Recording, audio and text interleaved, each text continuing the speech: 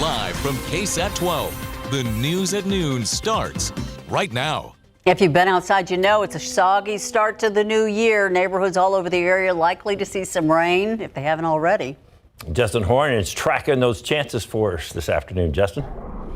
Yeah, we are seeing some rain on the radar, and we're going to see more as we head into the afternoon. It's going to be kind of a soggy day. Not only that, it's going to be chilly. It's in the 40s right now, and I don't expect temperatures to warm up very much at all today. Umbrella, jacket, you'll want both. Let's go right to the radar. You can see where the rain is. It's not terribly widespread at the moment. We've got some showers in the east side of Bexar County, moving from Wilson County up into parts of Guadalupe County. And then we notice some showers out west starting to build into parts of the hill country, Concan Lakey, down to Uvalde. Not a lot around San Antonio, at least at the moment. But again, we expect this to fill in a little bit more. And you may not see it on radar, but there's drizzle out there too. It's just overall kind of damp and cloudy and cool. Temperatures 46 to the airport, 45 Helotes, 44 Comfort, 43 Kerrville. And yeah, these numbers are going to hold pretty steady, maybe warm a few more degrees by the afternoon, but that's it. So our forecast, we're going to start to up those rain chances as we get into the afternoon. 60%, temperatures holding in the upper 40s. We'll bring rain chances even higher by 6 and 7 o'clock. Are we going to get a ton of rain out of this? No. More like 1/10 of an inch, maybe up to 1/4 of an inch. But at least we are getting some rain, and that's helping with the mountain cedar too, by the way. It's washing some of that out. Rain chances will start to taper off tonight, and we'll get a drier day coming up tomorrow. We'll have another check of the radar. We'll talk about Mountain Cedar as well, and talk about some more rain chances down the line coming up here in just a few minutes. Thank you, Justin. The Texas border getting a new look over from a 60-member delegation of Republican lawmakers today. They arrived at the border to see in person the latest surge of tens of thousands of migrants from around the world coming through Mexico. House Speaker Mike Johnson organized the visit, saying the impact on border communities needs to be better understood. I think that shows that House Republicans are committed to a border package that makes sense. I'd like to see my Democratic colleagues also show that level of support. But I mean, we're a ways from getting to a framework, and we're a ways to getting to more specifics on it. Both parties have said they want to address border issues, but Republicans say it has to come first before any other policy decisions. Texas Representative Tony Gonzalez has set up the delegation to hear from Border Patrol's #2 chief. They'll also be meeting with sheriffs and judges and ranchers. They'll also visit a couple of Border Patrol facilities. Representative Gonzalez says that he hopes these meetings lead to some real solutions.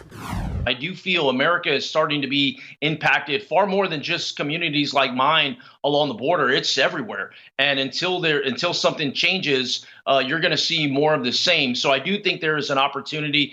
I do think you do have legitimate actors that want to solve this, but there are going to be a whole lot of people in Washington, as usual, that want nothing. You know, I call them do-nothings. So you got to get the do-nothings out of the way in order to tackle the problem.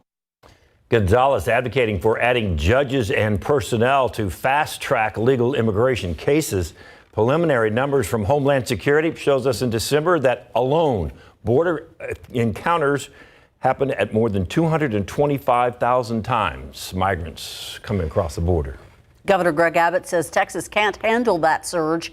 He, along with the federal government, have been sending migrants to other cities like Denver and Chicago. We do have a crew heading over to the border right now. Our Daniela Ibarra will be bringing us live reports. They start tonight at 6. Today marks 1 week since Savannah Soto, Matthew Guerra, and their unborn child were found dead inside a car in an apartment complex parking lot on the northwest side. A vigil held yesterday for 22-year-old Matthew Guerra. Dozens of family and strangers gathered at Woodlawn Lake to pray, mourn, and show support.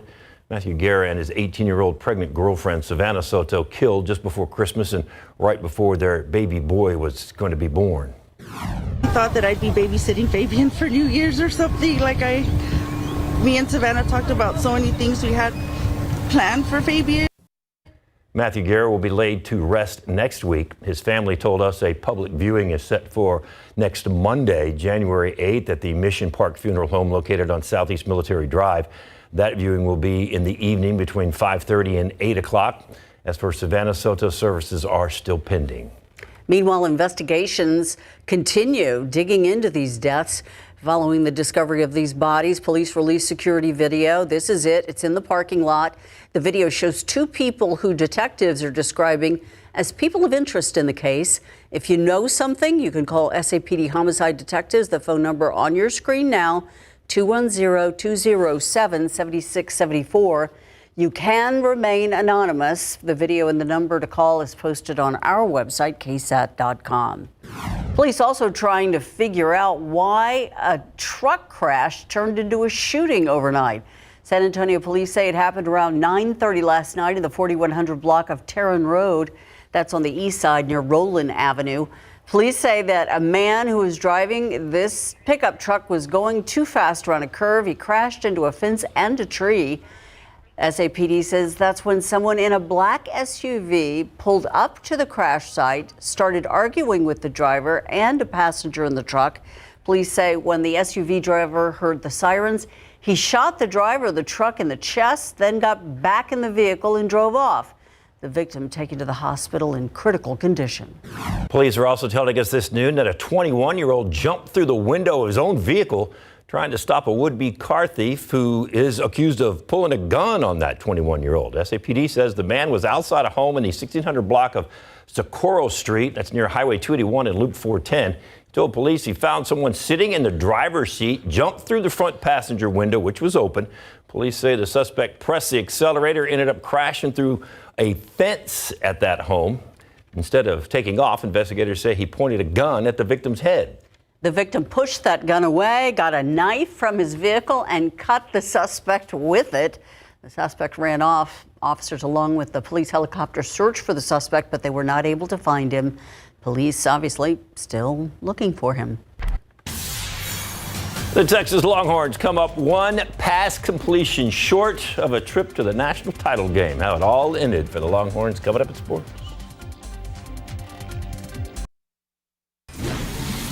Let's take it to New York State. Deadly car crash in Rochester. 3 dead, 5 others injured. ABC's Rena Roy reports the Federal Joint Terrorism Task Force has now determined it must investigate the crash and the resulting fire as a possible act of terrorism. Dashcam video shows a large SUV on fire slamming into a smaller SUV. Frightening pictures of a person engulfed in flames getting out of one of the vehicles. Police say the crash happened just as 1,000 people were leaving a New Year's Eve concert at the Kodak Center in Rochester, New York. You saw the carnage of the cars, and the one car burnt up and car pieces everywhere. And it was surreal to think, wow, this happened right here. Both cars slamming into a crowd crossing the street. Nick, how many people injured do you have? We're trying to count. We got 1, 2, 3.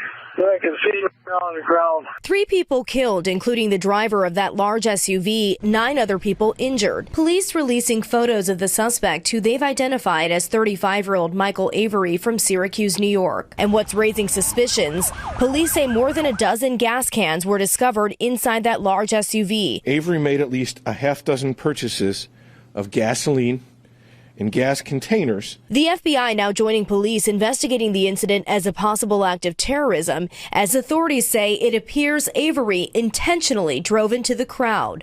At about the same time, a rideshare vehicle containing 2 passengers in the back seat was pulling out of the theater parking lot and was struck by Avery's Expedition. So far, investigators haven't found anything to suggest Avery was motivated by political beliefs. Law enforcement sources telling ABC News the driver of the SUV is from Syracuse and had driven his own car to the Syracuse airport where he rented that large Ford Expedition SUV.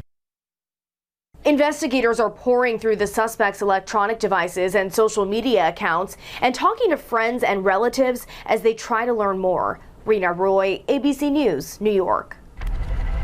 Outside with live cam, cloudy, some rain here and there, just enough to get the roads a little slick probably. Maybe have to use your windshield wipers once or twice. But this is just kind of the preamble to the big show later on today, right? Yeah, we're going to get some more showers. It's not going to be terribly heavy rain, thunderstorms, a lot of thunderstorms, anything like that. But I do think the rain will pick up some. And it's just one of those winter days. We've been kind of spoiled so far this winter. We've had a lot of nice weather. Today is not one of those days, although we are welcoming the rain. The Aqua first down a tenth of a foot to 639.2. And here's the important number. Mountain Cedar is down Still in the high category, but down from yesterday's super high number. 6,540 molds are low at 330. We look at that rain forecast coming up.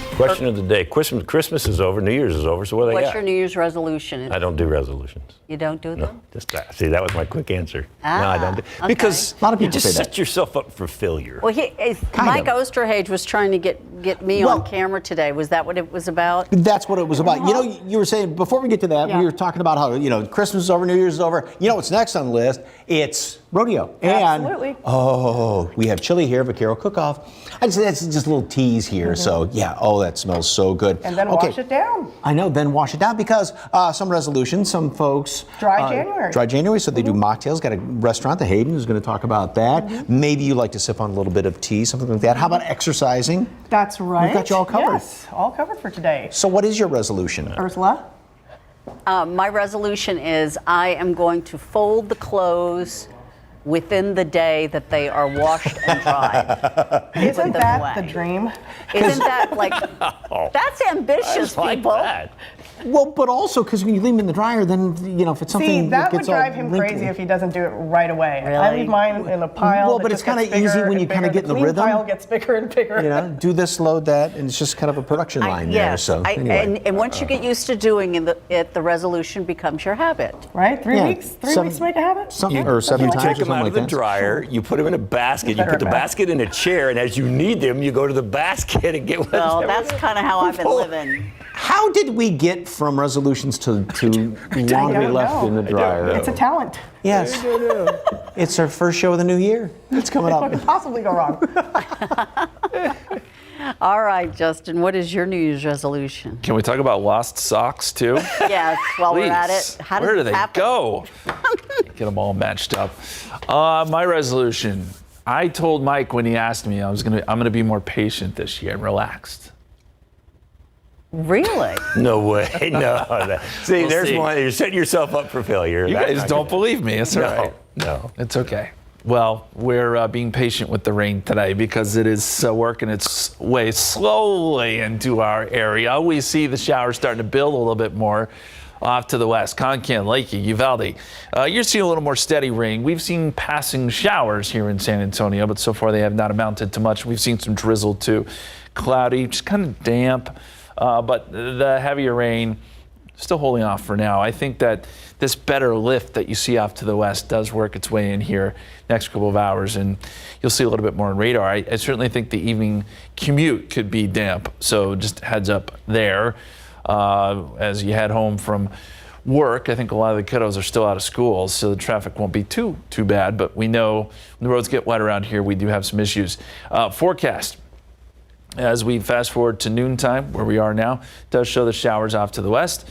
And then as we head towards 5 o'clock, you see that the action gets a little more widespread, and we could be dealing with some thunder and lightning at this point. I don't think we're going to see a lot of that. We're not going to see any severe weather, but I do have to warn you, there may be a little bit of that going on. There's some instability upstairs, not necessarily where we are, but up in the atmosphere. And then around 8 o'clock, it does increase, but is starting to push east at this point. So I-35 and points east, that's where the more steady rain will be around 8 o'clock. And then by 10 o'clock, a lot of this is starting to move out of here. And we'll be saying goodbye to the rain. Tomorrow morning, some fog to start. I think the clouds will have a hard time burning off. Potentially some sun tomorrow, but not a lot. So tomorrow will be fairly cool as well. Not as cool as today, but cool nonetheless. Let's talk rainfall. How much could we see? The models have been showing about 1/4 of an inch for most of us, maybe a little bit more in spots, but these are not big totals. The rain's not going to be terribly heavy. It will still be kind of hit or miss as we head into the afternoon. So good to see the rain. We will continue to hope for more, though. In the KSAT 12-hour forecast, 60% chance of rain by 4, 5 o'clock. We'll bring it up to 70% by 6 and 7 o'clock. And notice the temperatures. Yeah, we'll be lucky to get to 50. It's definitely jacket weather, and then we'll taper off the rain chances as we get into tonight, 20% at midnight. There's the scene outside, some low-hanging clouds, and temperatures 46 at the airport, 48 New Braunfels. A little chillier in the hills, 43 Bernie, 43 right now in Kerrville. And there's just a little bit of wind, so that means there is a wind chill. Feels like 41 here in San Antonio right now. 43 is what it feels like in Bernie and 40 in Kerrville. And those numbers will be there and stay pretty steady most of the day. Satellite picture shows plenty of clouds. There are some breaks as you get to our north and east, but we're not going to see any of that. And you see the showers starting to build out to the west. This is all out ahead of an upper level low, which is spinning over parts of far west Texas. It's moving at a pretty good clip, so that's why it gets out of here by tonight. That storm system goes away. We got another one that moves in early on Friday, brings some more rain chances with it, and then beyond that, we get another one that comes in on Monday. Another area of low pressure that brings more rain chances. Patterns getting a little more active. That's what we like to see. And as you see in the 7-day forecast here, 3 shots at rain in the extended. So today, Friday, and Monday. Some morning fog next couple of days. 40% chance early on Friday. The weekend looks good. 60s both days. And fairly warm on Monday, but there is a 30% chance of rain. Thank you, Justin. So they have these little disc things. They're like, some are rubber, some are plastic. You put your socks together and stuff them in these little discs, and they hold your socks while you wash them and dry. And then they come out with both of them. Yeah. Thank my wife for that one. The Cowboys still have a shot at winning the NFC East, we'll tell you how, and the Texans still have a shot at just making the playoffs, believe it or not.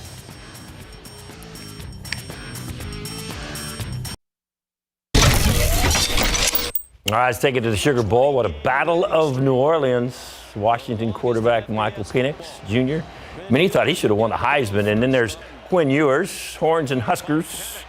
First quarter, Penix deep down the sideline to Jalen Pope. Watch that little move right here. Whoop! And he's finally going to get dragged down at the 2-yard line, but that set up a score. And Huskies up 7-0. Texas answers, though. Nice drive. Handoff is going to Jadon Blue like a bull or a longhorn. Got his head down and bulled his way right into the end zone, 7-7. Second quarter, Washington up 14-7. Texas punting.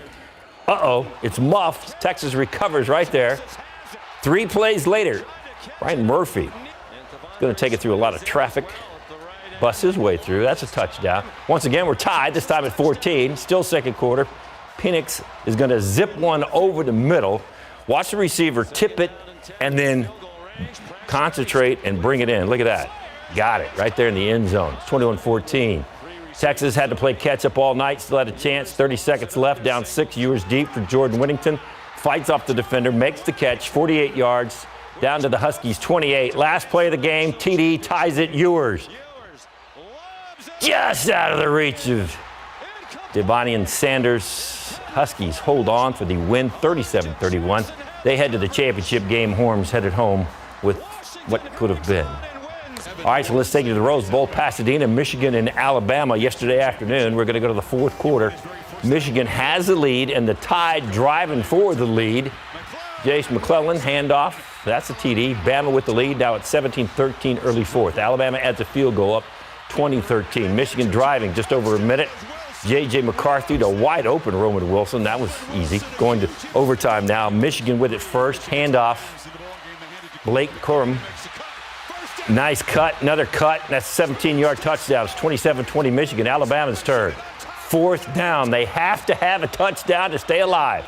Jalen Milroe. Snap, up the middle, nothing. Stuffed.